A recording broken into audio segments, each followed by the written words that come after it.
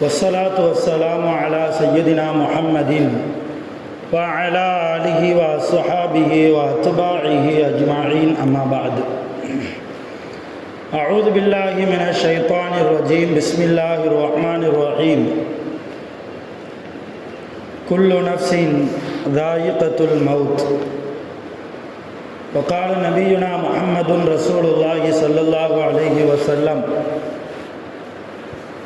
زوروا قبوركم أو كما قال عليه الصلاة والسلام صدق الله مولانا العظيم وصدق رسوله النبي الكريم ونحن على ذلك من الشاهدين والشاكرين والحمد لله رب العالمين.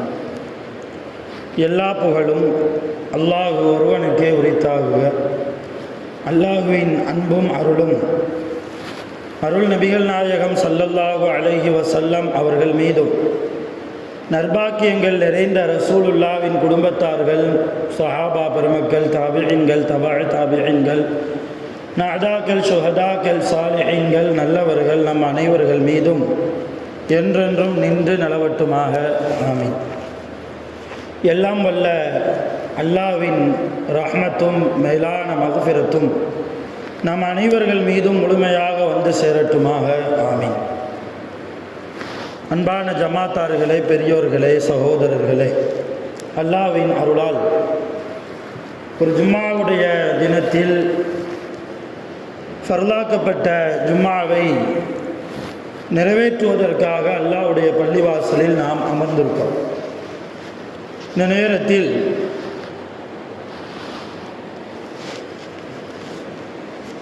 சில மார்க்கம் சம்பந்தமான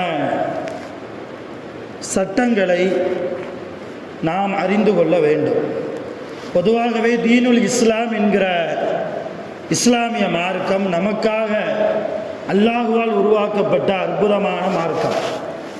உலகத்தில் நம்முடைய மார்க்கத்தை போன்று, இஸ்லாத்தை போன்று மனிதநேயமிக்க மார்க்கம், நன்மைகளை அதிகமாக தரக்கூடிய மார்க்கம், மனிதர்களை புனிதர்களாக மாற்றக்கூடிய மார்க்கம், அல்லாஹ்வுடைய இறைவனுடைய நெருக்கம் பெறக்கூடிய மார்க்கம் இஸ்லாத்தை தவிர வேறு எந்த மார்க்கமும் இருக்க முடியாது என்பதில் முஸ்லிம்களுக்கு எந்த விதமான சந்தேகமும் இருக்காது. அந்த அடிப்படையில் குர்ஆனிலே அல்லாஹ் தஆலா சும்ம ஜஅல்நாக அலா ஷரீஅத்தன் மினல் அம்ர், இந்த மார்க்கத்தில் உங்களை நாம் ஒரு ஷரியத்தின் பிரகாரம் ஆக்கியிருக்கிறேன் என்று அல்லாஹ் சொல்லுகிறார். நமக்கென்று ஒரு ஷரியத் இருக்கிறது, நமக்கென்று ஒரு மார்க்கம் இருக்கிறது. பிறந்த குழந்தை முதல் அந்த குழந்தை கபருக்கு போகிற வரைக்கும் எப்படி வாழ வேண்டும் என்கிற ஒரு ஷரியத்தின் கோட்பாடு நமக்கு இருக்கிறது. எப்படி வேண்டுமானாலும் வாழலாம் என்பது ஒரு ஈமான்தாருடைய வாழ்க்கையாக இருக்க முடியாது. தான்றோன்றித்தனமாக ஒரு மனிதர் வாழ்கிறார் என்றால் அவருக்கும் இஸ்லாத்திற்கும் எந்த விதமான சம்பந்தமும் இருக்காது. பெயரளவில் அவர் முஸ்லிமுடைய பெயரை வைத்திருப்பாரை தவிர அவருக்கும் இஸ்லாத்திற்கும் எந்த சம்பந்தமும் இல்லாத ஒரு நிலைமையில் அவர் கடைசியில் மௌத்தாகி விடுவார். அருமையான பெருமக்களே, அது போன்ற ஒரு வாழ்க்கையை நாம் தேர்ந்தெடுக்க கூடாது. நம்முடைய மார்க்கத்தில் ஒவ்வொரு துறையிலும் சில சட்டதிட்டங்கள் இருக்கிறது. ஒவ்வொரு இபாதத்திலும் சில சட்டதிட்டங்கள் இருக்கிறது. ஒவ்வொரு காரியத்திலும் சில சட்டதிட்டம் இருக்கிறது. தொழுகை என்றால் இப்படித்தான் தொழ வேண்டும் என்று ஒரு சட்டம் இருக்கிறது, சில சட்டங்கள். தொழுகைக்கு முன்பாக செய்கிற உதுவில் கூட சும்மா வெறுமன கைகளையும் முகங்களையும் கழுவிவிட்டால் அது ஒழுவாக ஆகாது. முகத்தை கழுவியதற்கு பின்னால் தான் கைகளை கழுவ வேண்டும். நேர் மாற்றமாக செய்தால் ஒழு கூடாமல் போய்விடும். மசகு என்பது கரண்டைக்காலை கழுவுவதற்கு முன்னால் செய்ய வேண்டிய ஒரு அம்சம். இல்லை நான் கரண்ட காலை கழுவிட்டு கடைசியாக தான் மசகு செய்வேன்னா அது ஒழுவாக ஆகாது. ஆக ஒரு ஒழுவுக்குள்ளாகவே இவ்வளவு சட்டதிட்டங்கள். ஒரு மனிதர் ஒழுவு செய்கிறார், வாயை கொப்பளிக்கலை, ஆனால் நாசிக்கு தண்ணீர் செலுத்துகிறார், முகம் கழுகிறார், எல்லா மற்ற காரியங்களையும் செய்கிறார். இவர் ஒழுவு கூடுமா? தாராளமாக கூடும். அதே போன்று ஒரு மனிதர் எல்லா ஒழுவினுடைய எல்லா அம்சங்களையும் செய்துவிட்டார், கடைசியாக காலை கழுகலை, இவர் ஒழுவு கூடுமான்னா கண்டிப்பாக இவர் ஒழுவு கூடவே கூடாது. இப்படி ஒழுவுக்குள்ளாகவே ஃபர்ல் இருக்கிறது, சுன்னத்துகள் இருக்கிறது, வாஜிபுகள் இருக்கிறது, முஸ்தஹப் இருக்கிறது, விரும்பத்தக்கக்கூடிய செயல் இருக்கிறது, விரும்பத்தகாத செயல் என்றும் இருக்கிறது. ஒரு மனிதர் ஒழுவு செய்கிறார், ஒழுவு செய்து கொண்டிருக்கிற போதே பக்கத்துள்ள நபர்கிட்ட பேசிக்கிட்டே ஒழுவு செய்கிறார், இது விரும்பத்தகாத செயல். ஒழு கூடும், ஒழு செஞ்சால் தாராளமாக கூடும், பேசிக்கிட்டே ஒழு செஞ்சால் ஒழு கூடும். ஆனால் அல்லாஹ்வுக்கு விரும்பாத ஒரு செயல், அல்லாஹ் விரும்பாத செயல். இப்படி ஒரு ஒழுவில் இருந்து எல்லா இபாதத்திலும் தொழுகைக்கு என்று சில சட்டதிட்டங்கள்.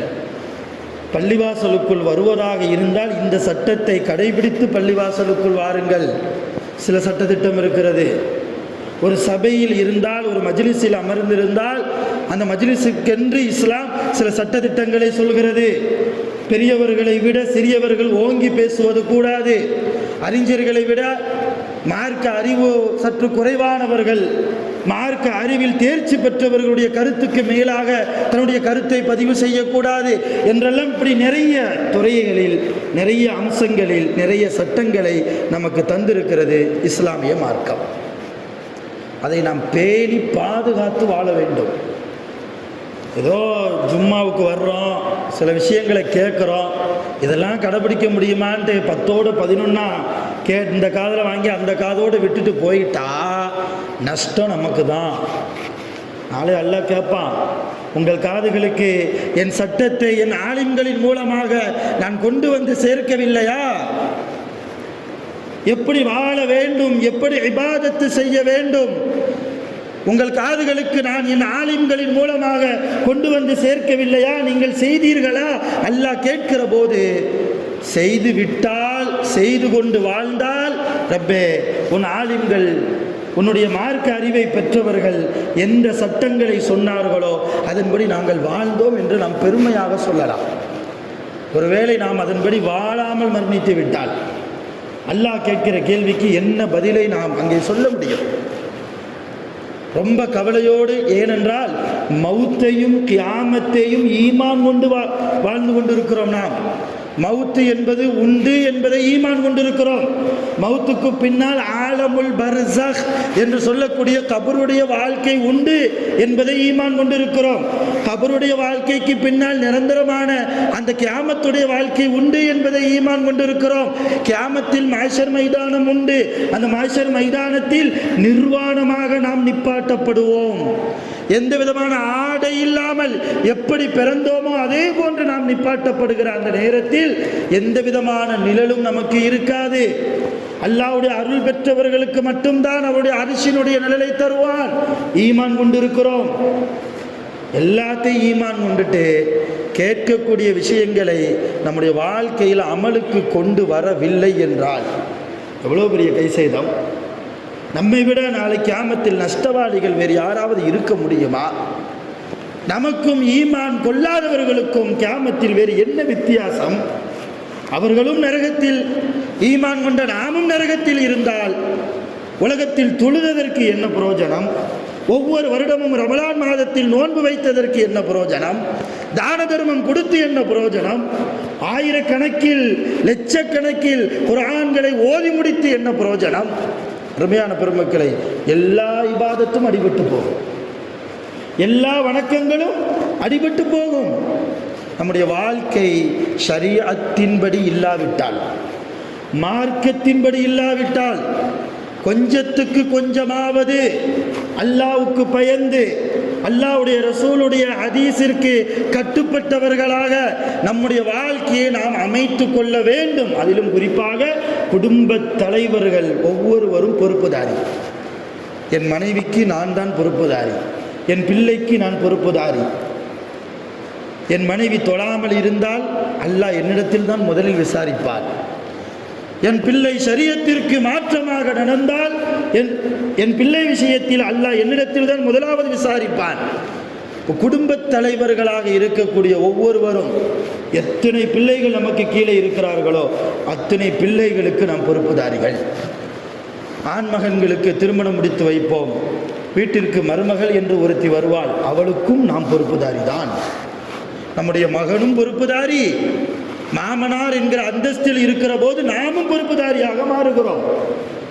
அவள் தொழாமல் இருந்தால், ஷரியத்திற்கு மாற்றமாக நடந்தால், குடும்பத் தலைவனாக உன்னை நான் ஆக்கினேனே, ஒரு கூட்டு குடும்பமாக சந்தோஷமான மகிழ்ச்சியான ஒரு நல்ல வாழ்க்கையை உனக்கு கொடுத்தேனே, உன் வீட்டில் இருக்கிற உன் மருமகள் தொழாமல் இருந்த போது, ஷரியத்திற்கு மார்க்கத்திற்கு மாற்றமாக நடந்த போது, சட்டத்திற்கு மாற்றமாக நடந்த போது நீ என்ன கண்டித்தா என்று அல்லாஹ் நம்மை பார்த்து கேட்பான்.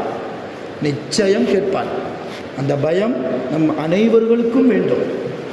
கொஞ்சத்துக்கு கொஞ்சமாவது அல்லாஹ்வுடைய ஞாபகத்தோடு, அல்லாஹ்வுடைய தக்வாவோடு, அருமையான பெருமக்களே, அல்லாஹ்வுடைய தக்வா இருந்தால் ஷரியத்தினுடைய சட்டங்களை பின்பற்றுவதில் எந்த விதமான இடைஞ்சலும் இருக்காது. அல்லாஹ்வுடைய பயம், இறையச்சம் இருந்து விட்டால் எவ்வளவு பெரிய காரியமாக இருந்தாலும், எவ்வளவு இக்கட்டான சூழ்நிலைக்கு ஹராமத்தான் செஞ்ச ஆகணும் என்ற ஒரு நிலைக்கு தள்ளப்பட்டாலும் கூட அல்லாஹ்வுடைய இறையச்சம் இருந்தால் ஹராமை விட்டும் அவர் ஒதுங்கி வாழ்வார், ஹலாலின்படி வாழ்வார். என் மார்க்கம் இதை சொல்லி இருக்கிறது.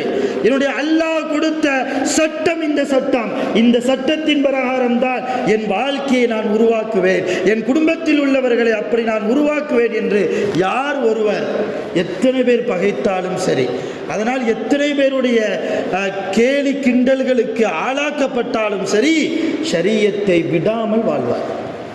ஷரியத்தை உயிர் நாடியாக நினைத்து சட்டங்களை பின்பற்றி வாழ்வார். இப்படி நிறைய அருமையான பெருமக்கள் நம்முடைய வாழ்க்கையில் நிறைய சட்டதிட்டங்கள் இருக்கிறது. அதில் மிக முக்கியமான ஒரு அம்சத்தை பற்றி தான் இன்றைக்கு உங்களுக்கு நான் சொல்ல போகிறேன். ஒரு மனிதனுடைய கடைசி காலம், சக்கராத்துடைய நிலைமை. ஒரு மனிதனுடைய கடைசி சக்கராத்துடைய நிலைமையில் ஒரு மனிதர் இருக்கிற போது, அந்த நிலைமையில் இருந்து அவர் கபருக்கு போகிற வரைக்கும் ஒரு ஜனாசாவுடைய விஷயத்தில் நம் மார்க்கம் என்ன சட்டம் சொல்கிறது தெரிஞ்சுக்கிறோம்.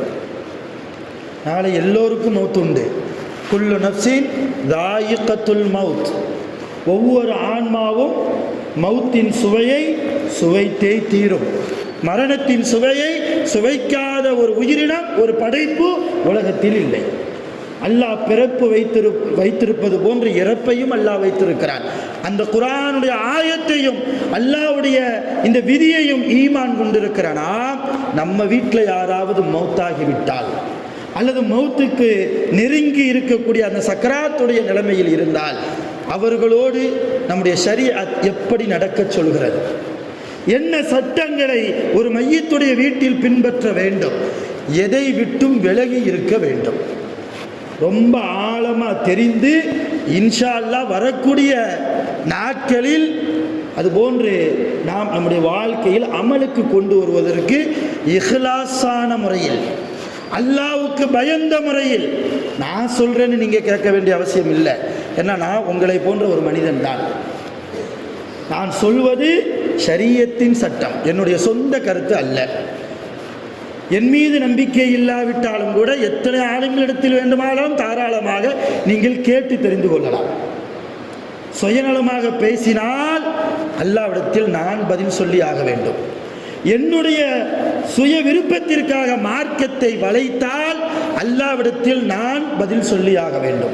நானோ அப்படி பேசக்கூடிய யாராக இருந்தாலும் சரி, எவ்வளவு பெரிய அவுலியாவாக இருந்தாலும் சரி, ஷரியத்தை மார்க்கத்தை தங்களுக்கு தகுந்தால் போல் வளைத்து திரித்து கூறினால் மிகப்பெரிய பாவி அவனை தவிர உலகத்தில் வேறு யாரும் கிடையாது. அல்லாஹ்வுக்கு பயந்து இந்த சட்டங்களை நான் உங்களுக்கு முன்னால் முன்வைக்கிறேன்.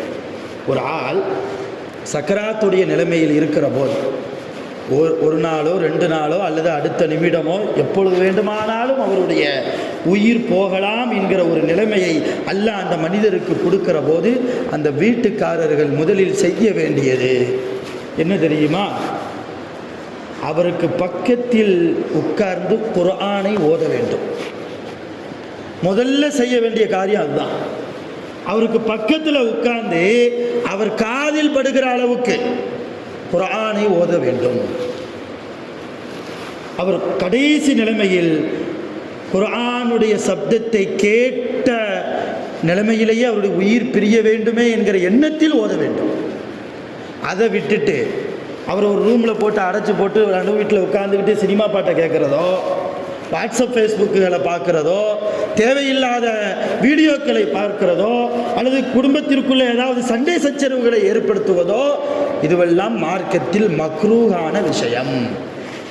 மக்ரூஹான விஷயம். ஹராமான காரியங்களையும் செய்யக்கூடாது. நல்லா விளங்கணும். முதலாவது, ஒரு மனிதர் சக்கராத்துடைய நிலைமையில் இருந்தால் அவருக்கு பக்கத்தில் உட்கார்ந்து கூடுமான வரைக்கும் அவருக்கென்று கொஞ்சம் நேரத்தை ஒதுக்கி குர்ஆனை அவர் காதில் படுகிற அளவுக்கு ஓதணும். இது முதலாவது. ரெண்டாவது, அவருக்கு பக்கத்தில் உட்கார்ந்து லா இலாஹ இல்லல்லாஹ், லா இலாஹ இல்லல்லாஹ், லா இலாஹ இல்லல்லாஹ் இவர் சொல்லணுமே தவிர அவரை சொல்லக்கூடாது. நீங்கள் லா இலாஹ இல்லல்லாஹ் சொல்லுங்க. நிறைய பேர் சொல்றது என்ன, சக்கராத்துடைய நிலைமையில் ஒரு ஆணோ ஒரு பெண்ணோ இருந்தாங்கன்னா அவங்க பக்கத்தில் காதில் போய் லா இலாஹ கலிமா சொல்லு, லா இலாஹ கலிமா சொல்லு. அது மிகப்பெரிய வேதனை. அது மிகப்பெரிய வேதனை. சக்கராத்துடைய நிலைமையை பற்றி நபிகள் நாயகம் ஸல்லல்லாஹு அலைஹி வஸல்லம் அவர்கள் விரிவாக சொல்கிற போது, ஒரு மனிதருக்கு சக்கராத்துடைய நிலைமை ஏற்பட்டு விட்டால் கடுமையாக தாகம் எடுக்கும், கடுமையான தாகம் எடுக்கும். எவ்வளவுதான் ஸ்பூனால் வைத்து தண்ணீரை ஊற்றினாலும் உள்ள இறங்காது, தாகத்தை தீர்க்க முடியாது. மிக கொடூரமான வேதனையை கொஞ்சம் கொஞ்சமாக அனுபவித்துக் கொண்டிருக்கிற அந்த மனிதருக்குடைய காதில் போய் லா இலாஹ கலிமா சொல்லு, லா இலாஹ கலிமா சொல்லு. அவர் இபாதத்து செய்து அல்லாஹ்வுடைய பொருத்தம் பெற்ற வாழ்க்கையை வாழ்ந்திருந்தால் அல்லாஹ் அவருக்கு அந்த நசீபை கொடுப்பான். நம்ம சொல்லி அவர் சொல்லணும். நாம அல்லாஹ்ட்ட துஆ செய்யணும். யா அல்லாஹ், என்னுடைய அத்தா, என்னுடைய அம்மா, அல்லது என் மனைவி, அல்லது என்னுடைய கணவர், அல்லது என்னுடைய பிள்ளை கலிமாவை சொல்லி மரணிக்கிற பாக்கியத்தை கொடு ரப்பே.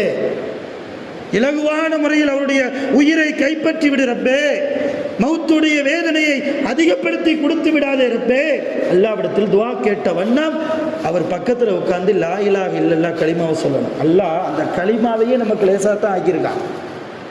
மௌத்துடைய நேரத்தில் இருக்கிற அந்த மனிதர் கூட நாவை அசைச்சு பேசுறதுக்கு ரொம்ப கஷ்டம், உதட்ட அசைச்சு பேசுறது ரொம்ப கஷ்டம், பேசவே முடியாது. ஆனால் கலிமா லா இலாஹ இல்லல்லாஹ் உதட அசைக்க வேண்டிய தேவையே இல்லை, நாவு மட்டும் அசைஞ்சா போதும்.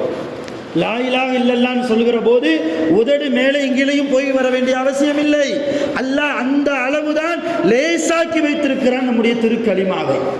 இப்போ ரெண்டாவது செய்ய வேண்டிய காரியம் என்ன, அவர் காதில் படுகிற அளவுக்கு பக்கத்தில் இருந்து லா இலாஹ இல்லல்லாஹ், லா இலாஹ இல்லல்லாஹ், லா இலாஹ இல்லல்லாஹ் சொல்லிக்கிட்டே இருக்கணும். அதை விட்டுட்டு அவரை நம்ம ஃபோர்ஸ் பண்ணோம்னா, கலிமா சொல்லுங்க கலிமா சொல்லுங்கன்னு ஃபோர்ஸ் பண்ணோம்னா அவர் ஒரு கட்டத்துக்கு மேலே என்ன செய்வார், சொல்ல முடியாததனுடைய விளைவாக தலையா அசைப்பார், என்னால் முடியலம்பார். அது நமக்கு கூட கொஞ்சம் வேதனை உண்டாக்கும். அந்த குடும்பத்தார்களுக்கு கலிமாவுடைய நசீப் இல்லையே என்கிற ஒரு வேதனை அந்த குடும்பத்தார்களுக்கு உண்டாக்கும். இன்னொரு மானசீகமான கருத்து, அவர் சொல்ல முடியவில்லை என்று வாயால் சொல்லாவிட்டாலும் கூட தலையை அசைப்பதன் மூலமாக லா இலாஹ இல்லல்லாஹ்னா என்ன அர்த்தம், அல்லாஹ்வை தவிர வேற கடவுள் இல்லைன்னு அர்த்தம். அவர் தலையை அசைச்சாருன்னா அப்படி இல்லப்பா வேற கடவுள் இருக்கான்னு அர்த்தம் வரும்.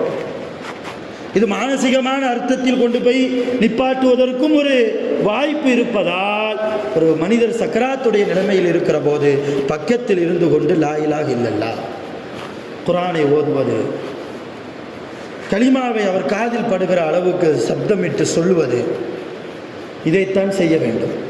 அடுத்த கட்டமாக அந்த வீட்டுக்காரர்கள் செய்ய வேண்டிய வேலை,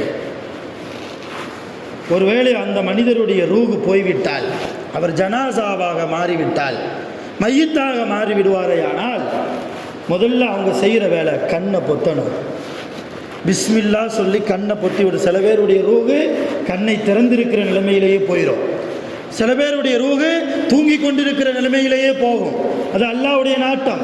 ஒருவேளை நம்முடைய வீட்டில் இருக்கக்கூடிய ஒரு மனிதருடைய ரூஹ் போகிற போது அவருடைய கண்ணை திறந்த நிலைமையில் போய்விடுமையானால் அவருடைய கண்ணை மூடணும். வாய் திறந்திருந்தால் நாடிய மூடணும். ரொம்ப லேட்டாக்காமல் உடனே கொண்டு போய் 4 பேரை கூப்பிட்டு கழுகணும். அடி கழுவணும்னு சொல்லுவாங்க. அப்படி அடி கழுகிற போது ரொம்ப சுருக்கமாக தேவையான விஷயத்தை மட்டும் சொல்கிறேன். அடி கழுகிற போது பச்சில குழந்தையை எப்படி கையாளுவோமோ அதே போன்று அந்த ஜனாசாவை கையாளணும். அங்கே போட்டு திருப்புறது, இங்கே போட்டு திருப்புறது, ரொம்ப ஹார்டாக அவங்க விஷயத்தில் நடக்கிறது, இதுவெல்லாம் மார்க்கம் தடை செய்யப்பட்ட காரியம், மார்க்கத்தால் தடை செய்யப்பட்ட காரியம். அடி கழுகிற போது ரொம்ப முக்கியமான விஷயம், வயிற்று பகுதியை கொஞ்சம் அழுத்தி கொடுக்கணும், கொஞ்சம் அழுத்தி கொடுக்கணும். ஏதாவது நஜீஸ் இருந்தால் முன்பின் துவாரத்தின் வழியாக அது வெளியேறும். ஆண்களாக இருந்தாலும் சரி, பெண்களாக இருந்தாலும் சரி, அந்த நெஞ்சு குழிக்கு கீழே அந்த வயிற்று பகுதியை அப்படி லேசாக ஜனாசாவுக்கு வலி ஏற்படாத அளவுக்கு அதை அமுக்கி விடுகிற போது, லேசாக தடவி விடுகிற போது அந்த நஜீஸ்கள் வெளியாகும். அதற்கு பின்னால் கழுகி அடி கழுவி விட்டு நல்ல முறையில் அவர்களை வீட்டிற்குள்ளே கொண்டு வந்து நிப்பாட்டணும், உட்கார படுக்க வைக்கணும். அழுவது, ஒப்பாரி வைத்து அழுவது மார்க்கம் தடை செய்யப்பட்ட காரியம். ஒரு வீட்டில் உள்ள கணவர் மனைவி இறந்து போய்விட்டார்கள், அழாமல் இருக்க முடியுமா? அழலாம். அழுவதற்கு, நம்முடைய உணர்ச்சியை அழுகையின் மூலமாக வெளிக்கொண்டு வருவதற்கு மார்க்கம் ஒருபோதும் தடையல்ல. ஆனால் அதே நேரத்தில் ஷைத்தான்களை போன்று ஓலமிட்டு கொண்டு ஒப்பாரி வைத்து அழுவதோ, நெஞ்சிலும் மார்பிலும் தலையிலும் அடித்து கொண்டு அழுவதோ, பெண்களாக இருந்தால் தன்னுடைய தலைமுடியெல்லாம் பரட்டை போன்று விரித்து கொண்டு அங்கும் இங்கும் விழுந்து கொண்டு அழுவதோ, இதுவெல்லாம் மாற்று மதத்தை சார்ந்தவர்களுடைய கலாச்சாரம். அந்த கலாச்சாரத்தை நம்ம வீட்டில், ஒரு ஜனாசா வீட்டில் கொண்டு வரக்கூடாது. என்ன செய்யணும்? அழுகலாம், ஒப்பாரி வைக்காமல் அழுகணும், புலம்பலாம், தவறில்லை. ஆனால் 4 பேருக்கு கேட்காத அளவுக்கு, ரொம்ப ஓலக்குரல் இல்லாத அளவுக்கு, அவர்கள் நம்மோடு வாழ்ந்த வாழ்க்கையை நினைத்து பார்த்து, அவர்கள் பேசிய நினைவுகளை நினைத்து பார்த்து, அவர்களோடு இன்பமாக இருந்த தருணங்களை நினைத்து பார்த்து அழுவதற்கு மார்க்கத்தில் அனுமதி உண்டு. ஆனால் ஒப்பாரி வைத்து அழுவதற்கு, ஓலமிட்டு அழுவதற்கு அனுமதி கிடையாது. அப்படி அழுகினால் அங்கே ஹராம், அது மக்ரூஹ். ஒப்பாரி வைத்து ஓலமிட்டு அழுவது அங்கே ஜனாசாவுடைய வீட்டில் அது மக்ரூவாக இருக்கிறது. அடுத்தபடியாக ஒரு ஜனாசாவை வைக்கப்பட்டால் சுற்றி உட்கார்ந்து ஊர் பலாய பேசக்கூடாது. அவன் வந்தானா, இவ வந்தானா, அந்த மருமவ வந்தாளா, இந்த மருமவ வந்தாளா, அந்த பக்கத்து வீட்டுக்காரி வந்தாங்களா, இவங்க வந்தாங்களா, ஊர் பலாய் தேவையில்லை. அங்கே உட்கார்ந்து ஒரு நாள் இதே போன்று கட்டையாக நாமும் இதே போன்று கட்டிலில் படுக்கத்தான் போகிறோம். எப்படி நேற்று வரை நம்மோடு கைகாலை அசைத்து கொண்டு ஓடி ஆடி நம்மோடு நடந்து கொண்டு வந்தார்களோ, அவர்களுக்கு இப்பொழுது உயிரில்லாத ஜடமாக கட்டையாக கைகளை ஒரு சுண்டு விரலை கூட அசைக்க முடியாத சக்தி இல்லாத தருணத்தில் அவர்கள் படுத்திருக்கிறாங்க. அந்த மாதிரி நிலைமை நாளைக்கு நமக்கும் வருமே, என்ன செய்ய போகிறோம் என்ற கவலையோடு தன்னை பற்றி நினைத்தவர்களாக அந்த ஜனாசாவிற்கு துஆ செய்த வண்ணம் இஸ்திக்ஃபார் ஓதுவது, திக்ருகள் செய்வது, ஸலவாத்துகள் ஓதுவது, குர்ஆன் ஓதுவது. நல்லா விளங்கணும். அடி கழுகுனதுக்கு பின்னால் தான் ஜனாசாக்கு பக்கத்தில் உட்காந்து குர்ஆன் ஓதணும்.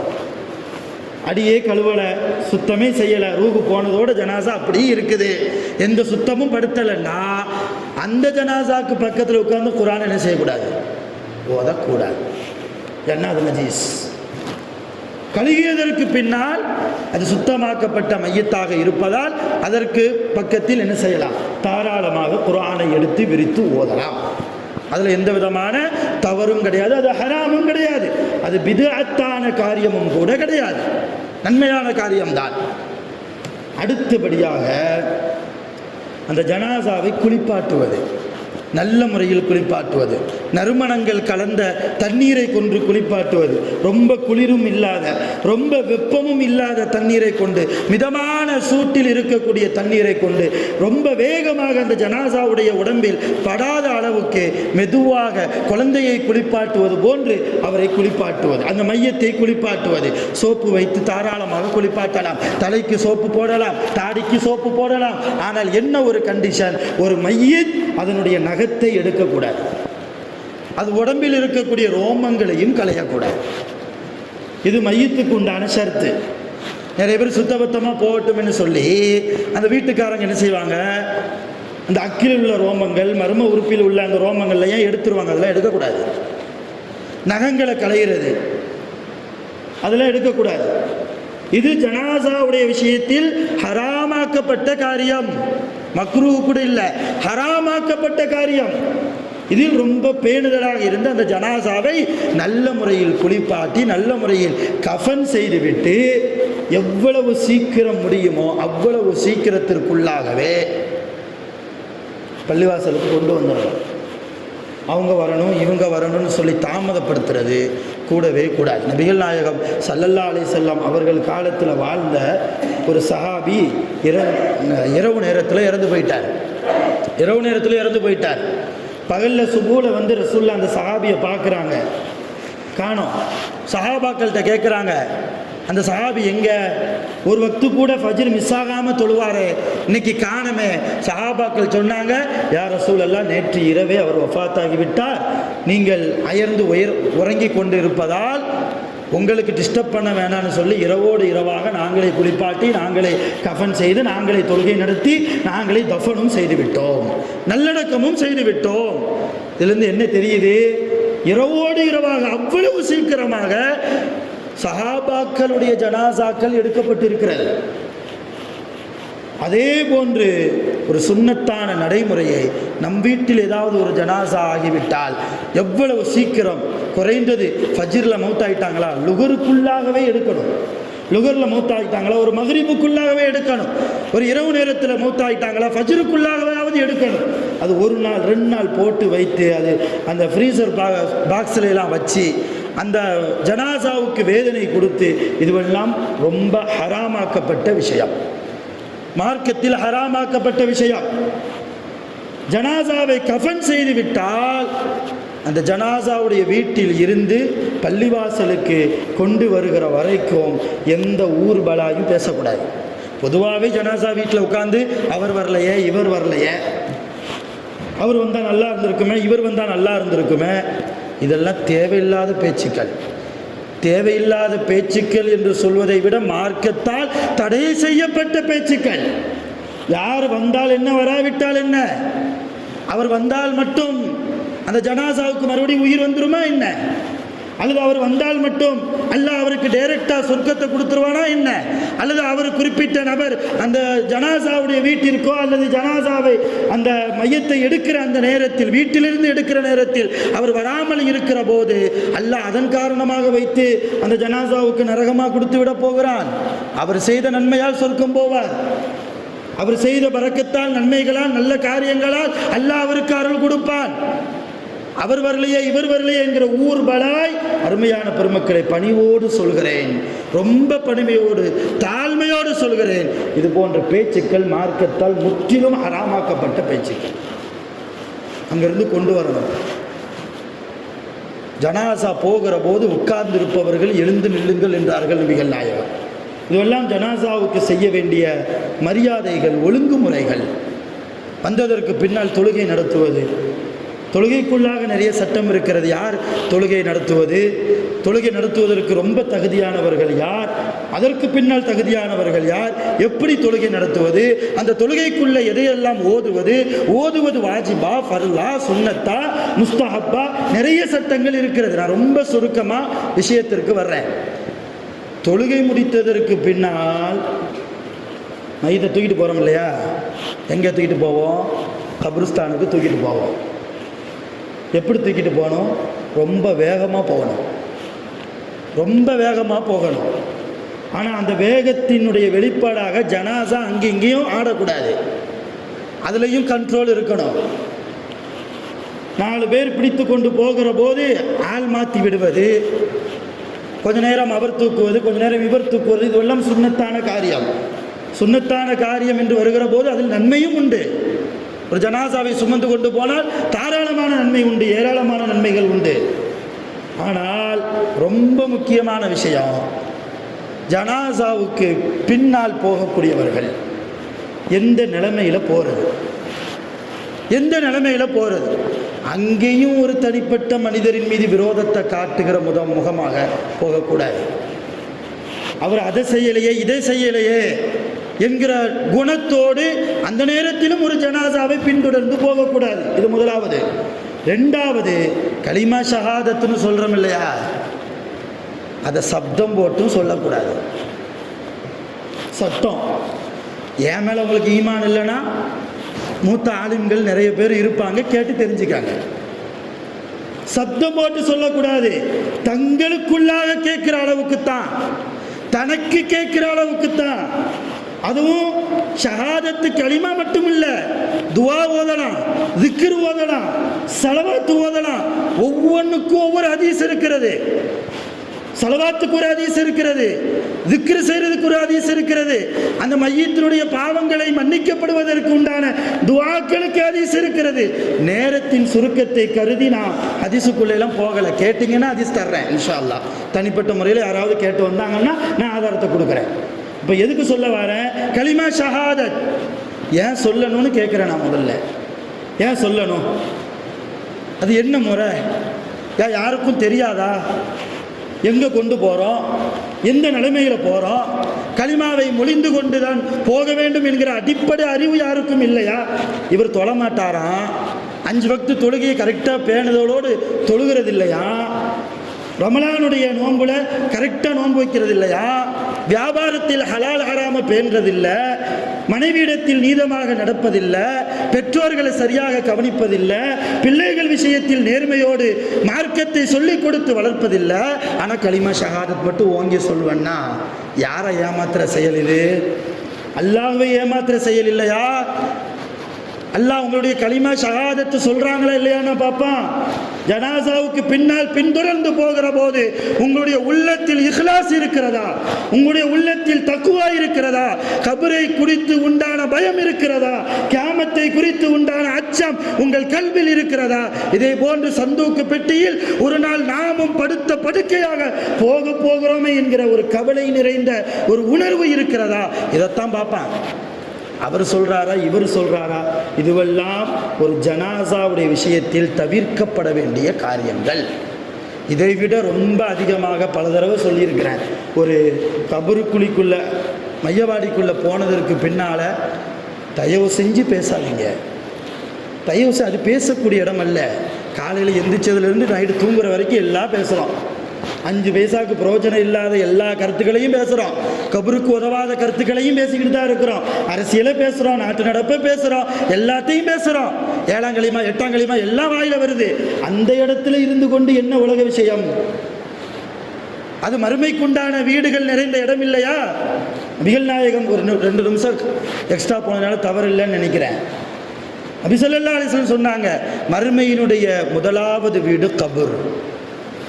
மறுமையினுடைய முதல் படித்தர வீடு கபர்ஸ்தான். அந்த வீட்டிற்குள்ளே நாம் போகிற போது பயம் வர வேண்டாமா? நமக்கு இங்கே தானே ஏதோ ஒரு இடம் ஒதுக்கப்பட்டிருக்கும் என்கிற ஒரு எண்ணம் வேண்டாமா? நம்மையும் இது போன்று 4 பேர் தாங்கி பிடித்து உள்ளே வைப்பார்களே, நம்ம நிலைமை அந்த நேரத்தில் என்ன என்கிற ஒரு வருத்தம் வேண்டாமா? அங்கே இருந்து கொண்டு அவன் அப்படி இவன் இப்படி, அவர் அங்கே வரலை, இவர் இங்கே வரலை, இவர் செய்க சரியில்லை, அவர் செய்க சரியில்லை, நீ அதை அப்படி செய், நீ இதை இப்படி செய். இந்த பலை முற்றிலும் தவிர்க்கப்பட வேண்டிய விஷயம். அதிலும் குறிப்பாக ஒக்கூரில் ரொம்ப மோசமாக நடக்குது. ஓப்பனாக சொல்கிறேன், ஷரியத்தை சொல்வது என் மீது கடமை. அதனால் நீங்கள் வருத்தப்பட்டாலும் பரவாயில்ல, யாசின் ஓதுங்கன்னாங்க ரசூலுல்லாஹ். ஒரு மையத்தை அடக்கப்படுகிற போது நீங்கள் துஆ செய்யுங்கள் என்றார்கள் ரசூலுல்லாஹ். அந்த மையத்தினுடைய பிழைகளை அல்லாஹ் மன்னிக்க வேண்டும் என்பதற்காக துஆ செய்யுங்கள். அந்த மையத்திற்காக இஸ்திக்ஃபார் தேடுங்கள். அந்த மையத்திற்காக ஸலவாத்து ஓதி அதன் நன்மைகளை அந்த மையத்திற்கு எத்தி வையுங்கள். மண்ணை அள்ளி போடுகிற போது யா அல்லாஹ் இவருடைய கபரை சுவனத்து பூஞ்சோலையாக மாற்று ரப்பே, எங்களுடைய கபரையும் அதே போன்று மாற்று ரப்பே, துஆ செய்யுங்கள், அழுகுங்கள் என்றார்கள் நபிகள் நாயகம் ஸல்லல்லாஹு அலைஹி வஸல்லம். கபரை பார்த்தோன்னே, மையவாடியை பார்த்தோன்னே யாருக்காவது அழுக வருதா? எந்த அளவு ஈமான்ல இருக்கிறோம், நம்ம எந்த அளவு தக்குவா நம்மிடத்தில் இருக்கிறது. யாரையும் குறை சொல்றேன்னு நினைக்காதீங்க, உண்மையா இல்லையா கவலையோடு யோசித்து பார்க்கணும். அங்கே உட்காந்து வியாபாரம் பேசுகிற இடம் இல்லை, அங்கே புரளி பேசக்கூடிய இடம் இல்லை. எவ்வளோ கண்ணியத்தோடு சத்தங்கள் குறைவாக அந்த மையத்திற்குடைய நல்வாழ்விற்காக, மறுமை வாழ்விற்காக துஆ செய்த வண்ணம். நல்லா விளங்கிக்கங்க, நாம் 4 பேருடைய ஜனாசாவுக்கு துஆ செஞ்சாதான் நம்ம ஜனாசாவுக்கு 4 பேர் துஆ செய்கிறதுக்கு அல்லாஹ் வைப்பான். நாம் சும்மா பொம்மை மாதிரி போயிட்டு பொம்மை மாதிரி வந்தா ஊர் பலாயெல்லாம் பேசிட்டு வந்தா நம்ம ஜனாசாலையும் அப்படித்தான் நடக்கும். ரூகுகள் எதிர்பார்ப்பார்கள். ரசூலுல்லாஹ்வுடைய ஹதீஸ், இப்படி நிற்கிறீர்களே எனக்காக குர்ஆன் ஓதுங்கள், எனக்காக அல்லாஹ்விடத்தில் துஆ செய்யுங்கள், கரத்தை ஏந்துங்கள், துஆ செய்யுங்க. ரூகுகள் நம்மை பார்த்து புலம்புவார்கள். ஆனால் நம்ம காதில் கேட்காது, நம்ம காதில் கேட்கறது இல்லை. அதனால் அருமையான பெருமக்களே, ஜமாத்தார்களே, ஜனாசாவுடைய விஷயத்தில் இன்னும் நிறைய சட்டங்கள் இருக்கிறது. காலப்போக்கில் ஒவ்வொன்றாக நாம் சொல்வோம். அதையெல்லாம் தெரிந்து கொண்டு வரக்கூடிய கால